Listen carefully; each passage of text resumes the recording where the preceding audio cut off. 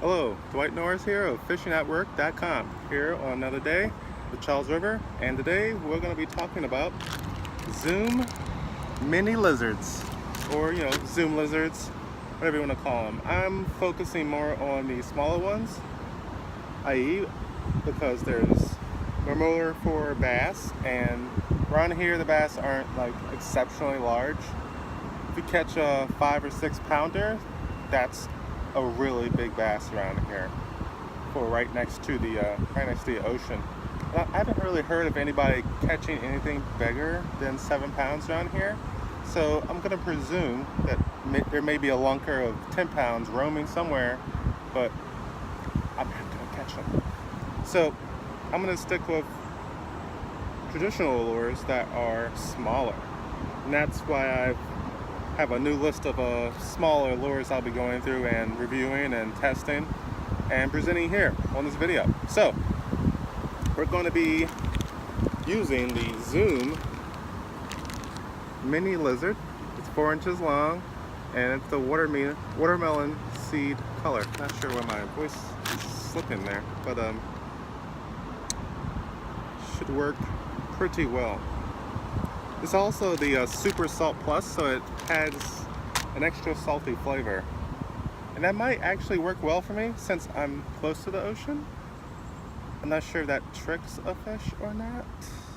It gives it a little bit of flavor. We put salt in our food. Maybe a fish wants salt in their food as well. That just sounds ridiculous. So right now I still have my my Zoom trick worm in here. I'm gonna take that off and put it back in the bag.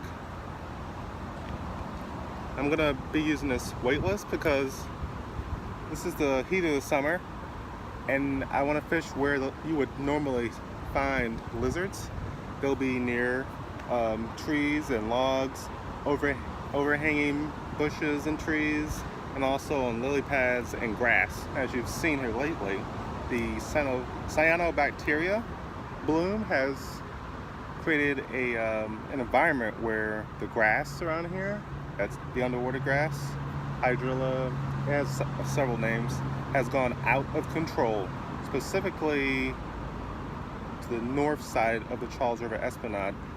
The southern side's a little better, the in-between's not that great, so I'll be working in the middle, near all the overhang trees, and then the lily pads as well. See if I can't get a random bass. Hopefully there's one in here. I can't wait till they come back. They've kind of exited. The smaller panfish have been gone for quite some time. I went below 5 or 6 dams with my son to go fishing, and we caught bluegills, pumpkin seeds, every cast for like 2 hours. I mean, unbelievable fishing. But I don't work over there, so I can't fish at work there. But I can fish during the weekend. And we were in the canoe to do it, and it was fantastic. But here, got problems. And maybe you see this now more than you have in the past. Maybe you live in Florida and you're dealing with it, and that's more of a serious issue. They have the red tide, and they also have the blue-green algae cyanobacteria as well, and it's gone airborne like a bad virus, and everybody's getting sick, coughing, headaches, etc., and the overall effects could be bad. So back to what I was doing. Let's get this lizard put in.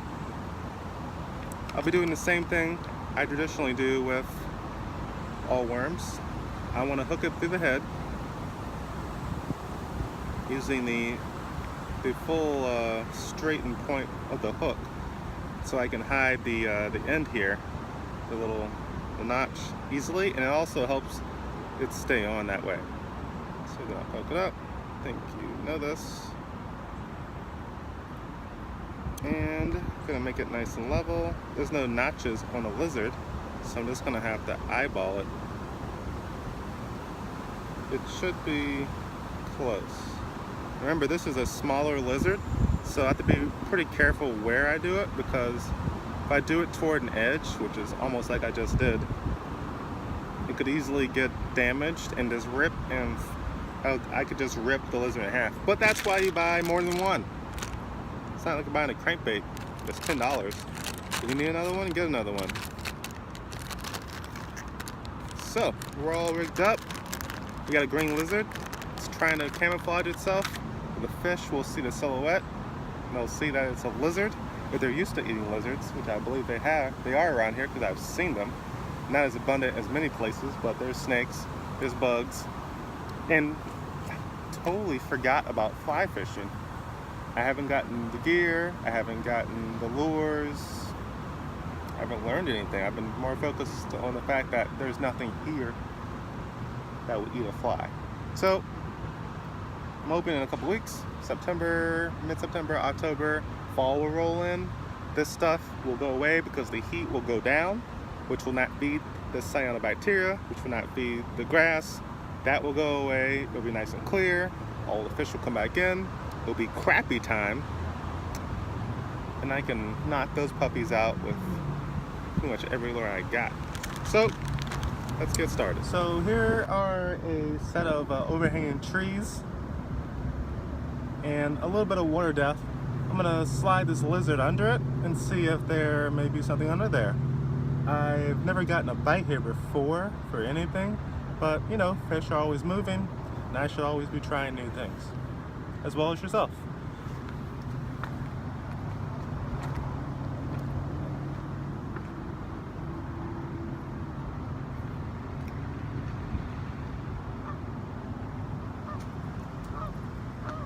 I got a bite.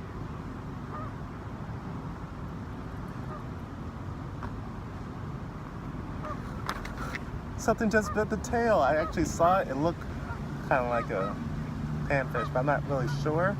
I'm gonna throw it back in there now that it hopefully hasn't given up on biting my lure. Maybe I just made it angry, but there's something here again. The fish are back. I can't see them all, but there's something over there.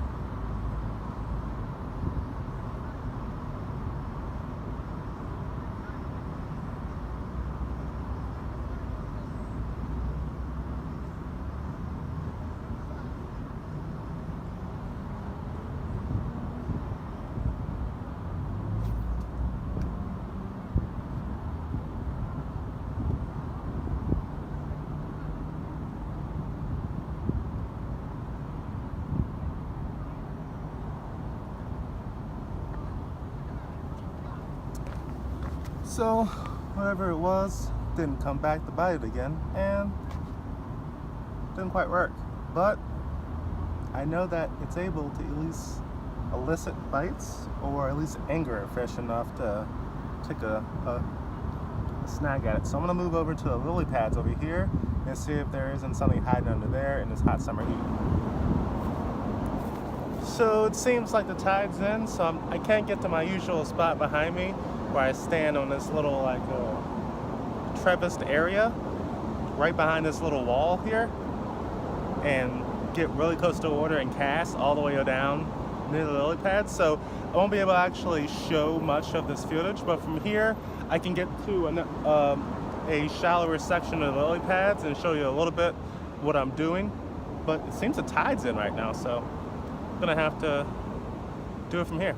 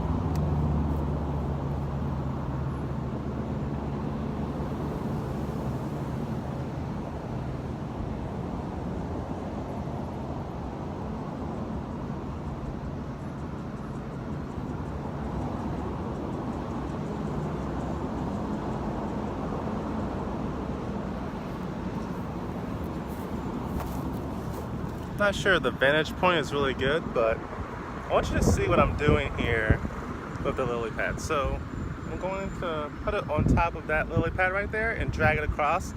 Not sure how the angle of this video will work, but I cast it onto the lily pad, probably about a couple feet in.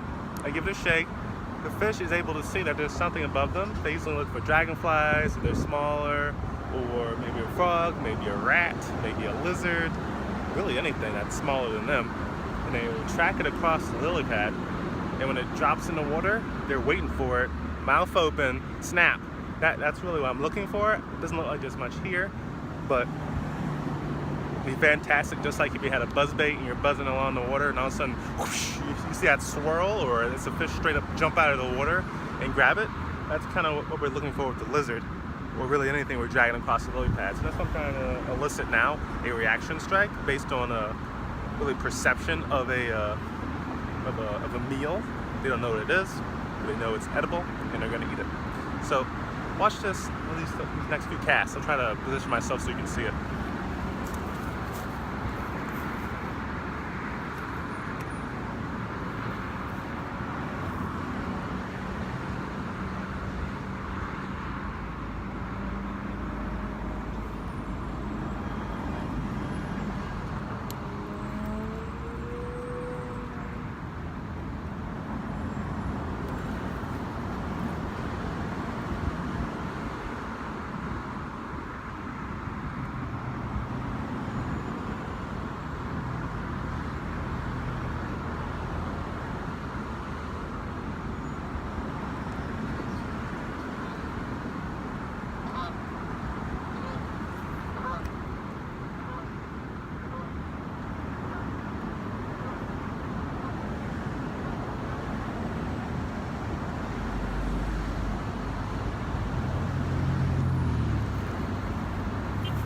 So I'm gonna do that a little further down here on more of the lily pads that I can't do while on camera, and see if I can't get a strike happening. If I do, you'll see the fish, because I'm gonna put it on here live and tell you what happened when I hit it, what kind of technique I use other than the one I'm using right now, and how they actually bit the lure.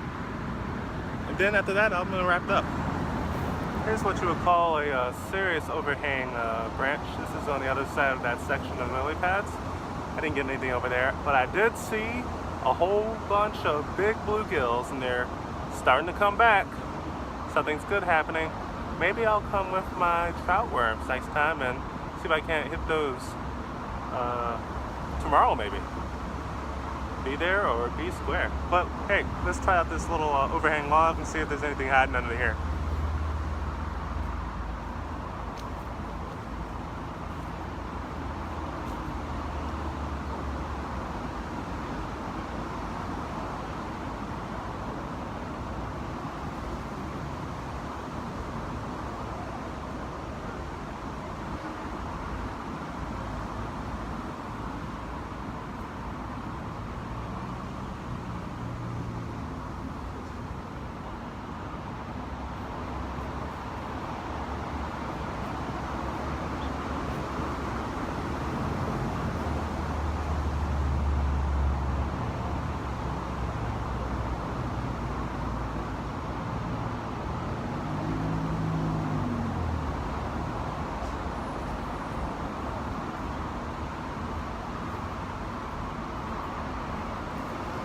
Just got a bite over here to right next to some more lily pads that are next to the overhead logs, overhead branches. It felt like more like a pole. It might have been a pumpkin seed again, but let's try it again.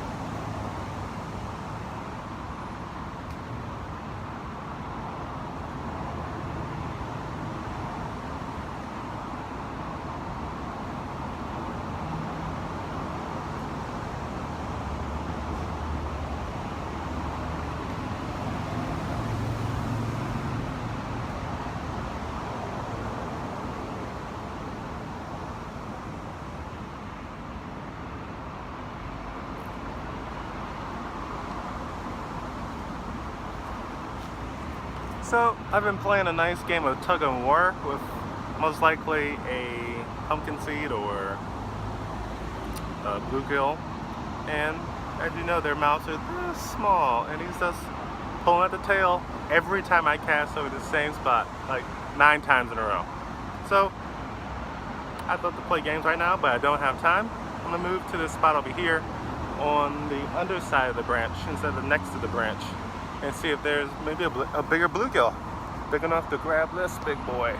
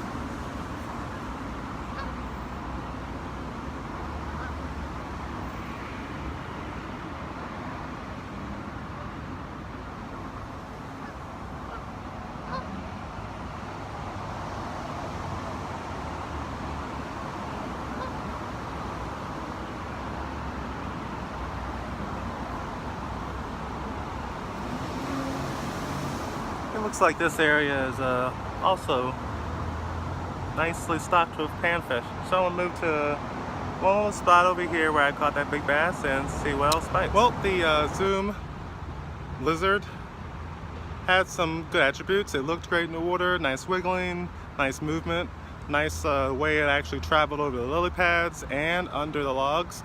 It did elicit bites from smaller fish. I didn't see any bass, but I saw bluegills, and that's exactly what was, I don't know, going after my bait, biting it continuously over and over and over again.